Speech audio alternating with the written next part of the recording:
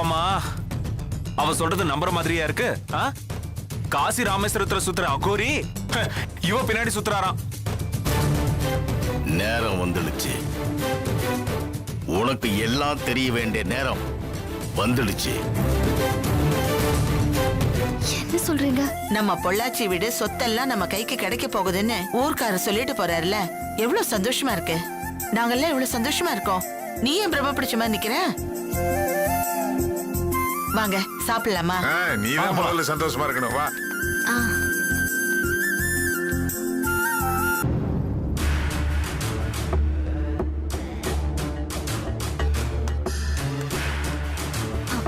என்ன எந்த உலகத்துல இருக்க நீ? ஒண்ணும் இல்லைங்க. சொத்து கிடைச்சிரும், பொள்ளாச்சிக்கு போயிடலான்னு எல்லாரும் சந்தோஷமா இருக்கும். ஆனா நீ மட்டும் ஏதோ யோசிச்சுட்டே இருக்க. அது ஒண்ணும் இல்லைங்க, நான் நடந்ததையே நினைச்சிட்டு இருக்கேன். சரி வாங்க. சரி வா, போய் சாப்பிடலாம். வா.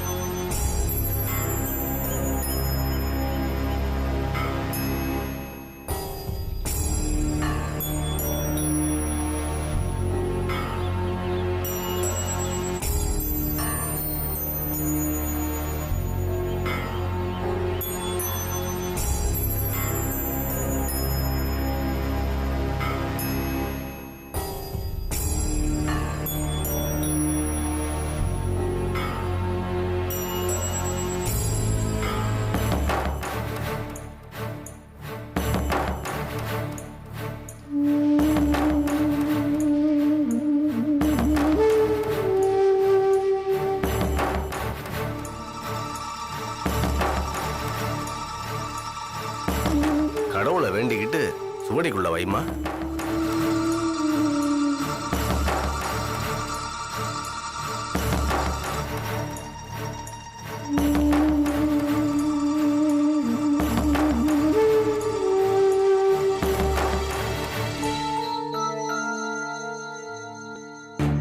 இத பாருமா, நீ பிறந்தது ஒரு இடம், வளர்ந்தது ஒரு இடம். இட்ட பேர் ஒண்ணு, கூப்பிட்ட பேர் ஒண்ணு. இருக்கிற பேரு வேற ஒண்ணு, இருக்க போற பேரு இன்னொன்னு. பொறப்புல குழப்பம், பேருல குழப்பம், வாழ்ந்துகிட்டு இருக்கிற வாழ்க்கையிலையும் குழப்பம்.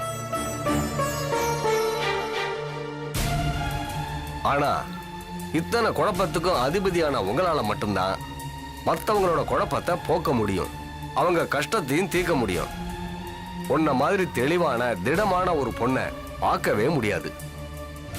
இது உன் வாழ்க்கைக்கு உதவல, ஆனா அடுத்தவங்களுக்கு தான் இது பயன்பட்டுச்சு.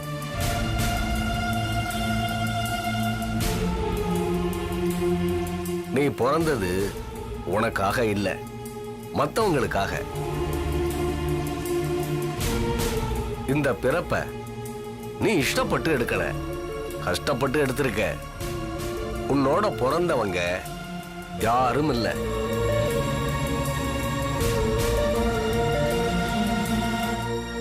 உன்னை போல பிறந்தவ உயிரோட இல்ல. மரணத்தை வென்றவள் நீ. உன் மரணம் வரை உன்னை வெல்ல யாரும் இல்லை.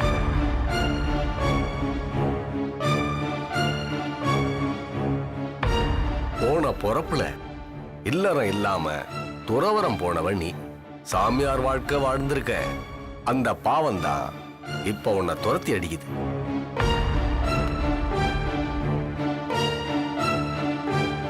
உடல் வேறு, உயிர் வேறு. உயிருக்கான கடமைய செஞ்ச, உடலுக்கான கடமைய கடமைச்சிட்டியம்மா. அது பாவம் இல்லையா? போன ஜென்மத்துல நீ ஒரு குடும்பத்தை ஏற்படுத்திக்காம இறைவழி போன. பெத்தவங்க ஆசையில மண்ணள்ளி போட்டுட்டு படைச்சவனுக்கு படையில போட்டியே. அதனாலதான் இந்த ஜென்மத்துல குடும்பத்தோட மொத்த கஷ்டத்தையும் நீ தூக்கிக்கிட்டு தெரியற. கஷ்டப்படுறேன், கவலைப்படுறேன், கண்ணீர் விடுறேன், போராடுறேன். இப்ப அது முடிவுக்கு வந்துடுச்சு. துறவரத்துல நீ வச்சிருந்த மிச்சத்தை தொடங்க போற. இந்நேரம் அதுக்கான அழைப்பு கூட உனக்கு வந்திருக்கணும்.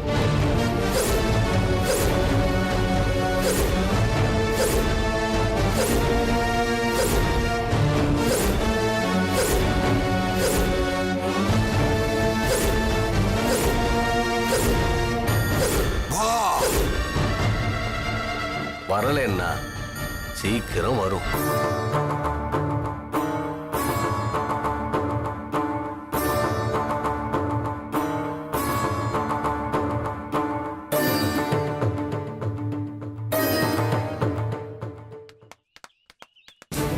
நில்லுங்க. நான் அதுக்கு தான் சொன்னேன் இதெல்லாம் தேவையில்லாத வேலைன்னு. போன ஜென்மமா, ச்சே, இந்த ஜென்மம் அடுத்த ஜென்மம் எனக்கு இதுல எல்லாம் நம்பிக்கை இல்ல. சுவாமிஜி சொன்னாரு தானே நம்ம இங்க வந்தோம். இந்த பாரு லட்சுமி, அவர் எதுக்கு சொன்னாருன்னு எனக்கு தெரியல. சுவாமியை பார்க்க போறோம்னு வந்துட்டு இப்ப நீ சாமி ஆக போறேன்னு சொல்றாங்க. ஏ, அவ போன ஜென்மத்துல அப்படி இருந்தாருன்னு அவர் சொல்றாரா? அப்பா, இந்த ஜென்மத்துல மிச்ச மீதி இருக்குன்னு சொல்றாரே. டேய், ஜோசிய மாதிரி தாண்டா இதுவும். நடக்கிற வரைக்கும் எதுவுமே நிச்சயம் இல்லடா. அம்மா, நடக்குதோ நடக்கலையோ இது நம்ம மனசுக்குள்ள உறுத்திக்கிட்டே இருக்காதா? எப்படி நிம்மதியா வாழ முடியும்? இவளை நான் சாமியாக்க போறாளேன்னு தள்ளி போவேனா? இல்ல ஏன் பொண்டாட்டி தானே சகஜமா இருப்பேனா? டேய் வெற்றி, ஏன்டா இப்படி தேவையில்லாம டென்ஷன் ஆயிட்டு இருக்கா? அண்ணே, டென்ஷன் ஆகாம என்ன பண்றது? என்ன விடுங்க. இவன் நாளைக்கே சன்னியாசியா போயிட்டானா என் புள்ள அர்ஜுன் அம்மா எங்கன்னு கேட்டா அவ சாமியாரா போயிட்டான்னு சொல்ல முடியுமா? சொல்லுங்கண்ணே, சொல்ல முடியுமா? டே டே டே, இருடா. நீ என்னமோ எல்லாமே நடந்துட்டு மாதிரி இப்படி பேசிட்டு இருக்க. அப்பா, நடக்காதது கேப்பா சாமிஜி இங்க அனுப்ப போறாரு. அண்ணே, அது அந்த அகோரி பத்தி தெரிஞ்சுக்கிறதுக்காக இருக்கலாம் இல்லையா? மாமா, அக்கா நம்மளை விட்டு எங்கேயும் போயிட மாட்டாங்க. நாம இல்லாம அவங்களால இருக்க முடியாது மாமா. அதுதானே உண்மை. கவலைப்படுறதை விட்டுட்டு ஏதோ வந்தோமா கேட்டோமான்னு போயிட்டே இருக்க வேண்டியதானே. அண்ணி, என்னால அப்படிலாம் நினைச்சுக்க முடியாது.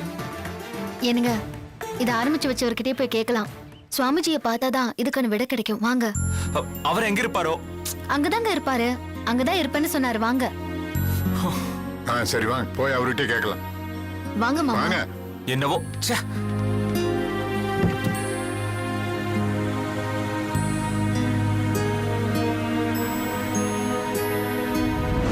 போன ஜென்மத்துல நீ ஒரு குடும்பத்தை ஏற்படுத்திக்காம இறைவழி போன. லக்ஷ்மி, நீ வந்ததும் உனக்கு ஒரு கடமை காத்துக்கிட்டு இருக்கு. சின்ன கடமை. வந்ததும் உனக்கு தெரியும். இவன் நாளைக்கே சன்னியாசியா போயிட்டானா என் புள்ள அர்ஜுன் அம்மா எங்கன்னு கேட்டா அவ சாமியாரா போயிட்டான்னு சொல்ல முடியுமா?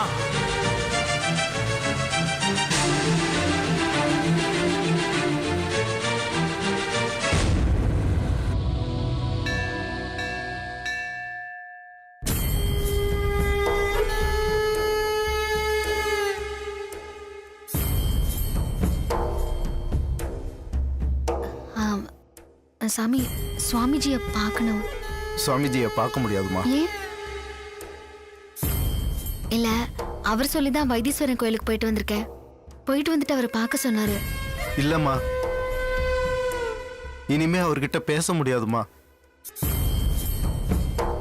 ஏன் சுவாமி? ஏன்னா சுவாமிஜி முக்தி அடைய போறாரு.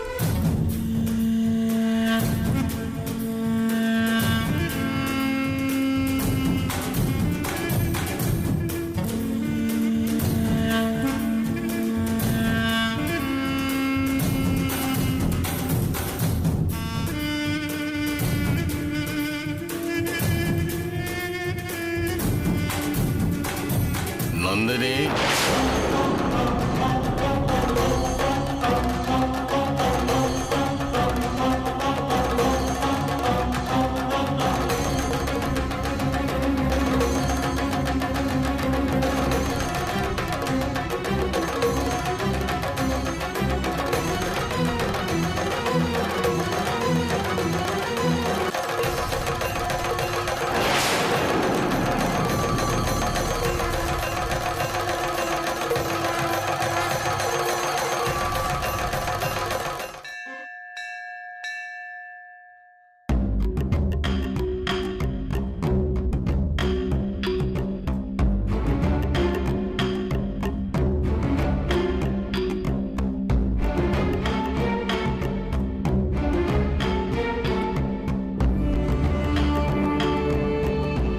செஞ்சு யாரும் கண் கலங்காதீங்க. நம்ம சுவாமிஜி முக்தி அடைஞ்சிருக்காரு. அவரை சந்தோஷமா நம்ம வழி அனுப்பி வைக்கணும். லக்ஷ்மி,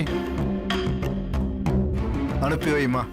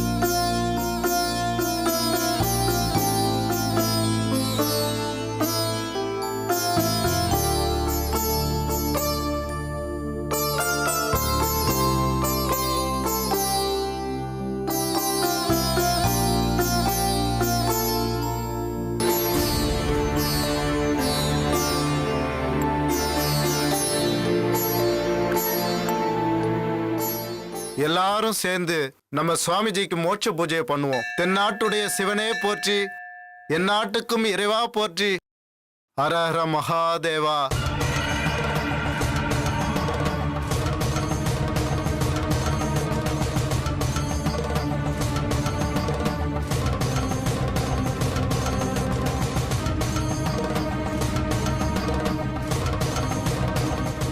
ஓம் நமச்சிவாய, ஓம் நமச்சிவாய.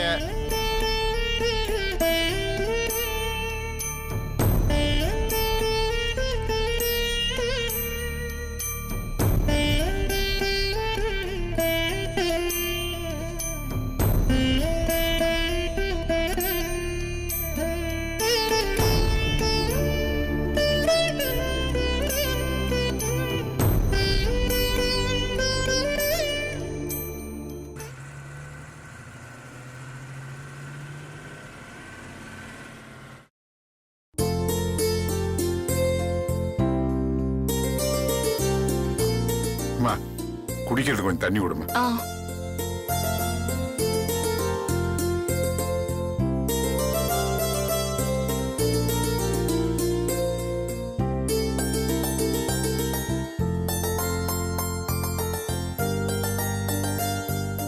ஏங்க சுவாமிஜி இவ்வளவு சீக்கிரம் முக்தி அடைவாருன்னு நான் நினைச்சு கூட பாக்கலைங்க.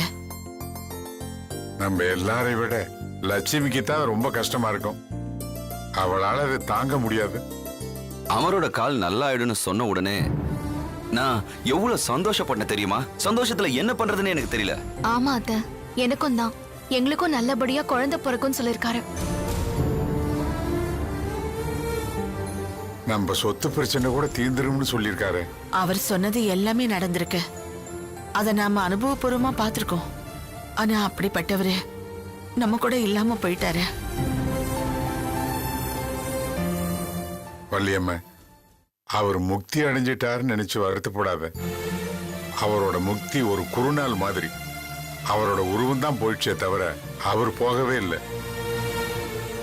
இதுவரைக்கும் அவர் உருவத்தோட ஒரு இடத்துல மட்டும்தான் இருந்தாரு. இப்ப காத்தோட காத்தா கலந்து எல்லா இடத்துலயும் இருக்காரு. அவ்வளவுதான்.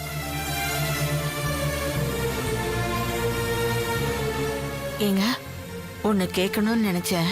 சுவாமிஜியை பத்தி நமக்கு தெரிஞ்சது அவர் ஜோசியும் சொல்வாரு, சோழியை போட்டு குறி சொல்வாருங்கிறதா. ஆனா இப்ப பார்த்தா அவருக்கு தெரியாததே இல்லைங்கிற மாதிரி இருக்கே. பெரிய பெரிய சித்தர்கள் மகான்கள் மாதிரி அவர் இப்ப சமாதி ஆயிருக்காரு. எனக்கு ரொம்ப ஆச்சரியமா இருக்குங்க. நாம அவரை அப்படி மட்டும்தான் பார்த்திருக்கோம். அதனாலதான் நீ அப்படி நினைக்கிற. ஆனா உண்மையிலேயே அவர் அப்படி இல்லை. குழந்தைகளுக்கு குழந்தையாகவும், பெரியவங்களுக்கு பெரியவராகவும், அறிவாளிகளுக்கு அறிவாளியாகவும், சித்தர்களுக்கு சித்தராகவும் வாழ்ந்திருக்காரு. அது நமக்கு தெரியல. தன்னோட முக்தி இந்த தேதியில இந்த இடத்துல இத்தனை மணிக்கு நடக்குங்கிறத தெரிஞ்சுக்கிட்டு தான் அவர் இங்க வந்திருக்காரு. வர்றப்போ நாம சந்திக்கிற பாக்கியத்தையும் நமக்கு அவர் கொடுத்திருக்காரு. சுவாமிஜி நம்ம குடும்பத்துக்கு நல்லது செய்யறதுக்காகவே வந்திருக்கிற மாதிரி இருக்கு மாமா. அவரோட ஆசை நம்ம குடும்பத்துக்கு இருக்குன்னு நினைக்கிறப்ப ரொம்ப சந்தோஷமா இருக்கத்த.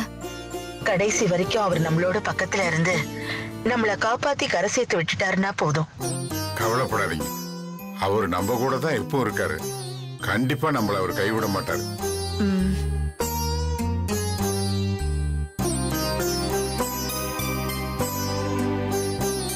என்னை பத்தி தெரிஞ்சுக்க சொல்லி வைத்தீஸ்வரன் கோயிலுக்கு அனுப்பி வச்சுட்டு அவர் இப்படி சொல்லாம கொள்ளாம முக்தி அடைஞ்சிட்டாரே. என்ன அவரோட மகளா நினைச்சிருந்தாரு. அதனாலதான் என்னை திரும்ப வர வச்சு அவருக்கான கடைசி மரியாதைய கடமையை செய்ய வச்சாரோ. கஷ்டத்துல வழி நடத்த இதுவரைக்கும் அவர் இருந்தாரு. இனிமே யார் இருக்காங்க? நான் பெத்த பொண்ணு ஒரு ரூபத்துல பாக்குறேன்னு வார்த்தைக்கு வார்த்தை சொல்லுவாரு. இப்ப அவரு போனது எனக்கு என் அப்பாவை இழந்த மாதிரி இருக்கு. இந்த இழப்புல இருந்து நான் எப்படி மீண்டு வரப்போறேன்னு தெரியலையே.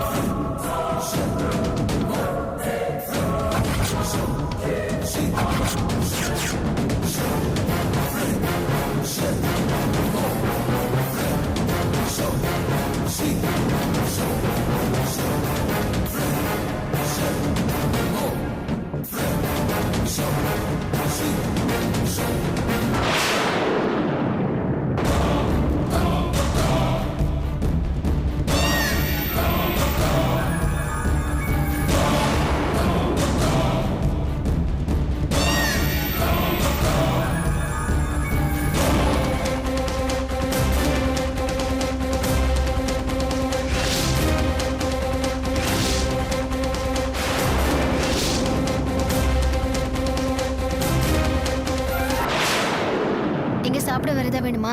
வேண்டாம், போதுமா இது? போதும். அர்ஜுன் எங்க இங்க தானே உட்கார்ந்துட்டு இருந்தான்.